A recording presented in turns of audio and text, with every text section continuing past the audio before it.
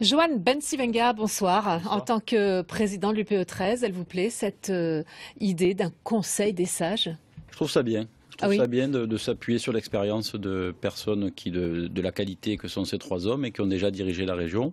Pour autant, je considère que ce n'est pas suffisant et qu'il y aurait d'autres choses à faire. La première, qui me semble assez évidente, c'est de faire un conseil des projets, par exemple, parce que au cours du premier tour, Christian Estrosi l'a dit, il y a un rejet de la classe politique traditionnelle, et là, ces trois messieurs sont des hommes politiques issus de la famille traditionnelle. Donc un conseil des projets avec alors des chefs d'entreprise. Et bien évidemment, la compétence première de la région, c'est la compétence économique et l'aménagement du territoire. Qui mieux que le monde économique peut être en capacité d'apporter de son expérience, comme c'est sage pour M. Estrosi en politique, nous, l'expérience, l'expertise, la compétence économique, nous l'avons, nous voulons la mettre à disposition de nos élus. Néanmoins, les chefs d'entreprise avaient appelé à voter plutôt Estrosi que le Front National. Vous aviez indiqué que c'était un danger au niveau économique, le Front National. Oui, parce que je considérais qu'au premier tour, il fallait que les gens s'expriment.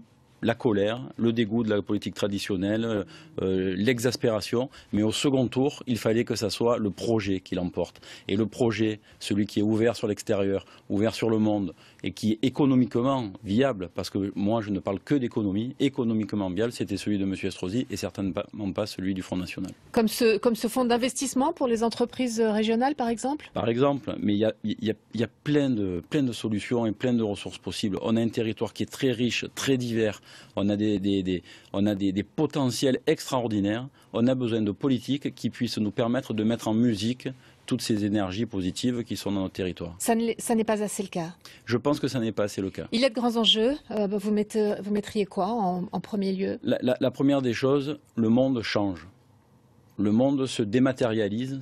Le monde devient numérique. Il faut que notre région soit équipée avec des tuyaux qui permettent d'appréhender ce nouveau monde. Le monde aussi, donc c'est des équipements, c'est des réseaux informatiques qui permettent que les entreprises et les citoyens puissent appréhender ce nouveau monde qui arrive. Je dirais le marketing territorial aussi.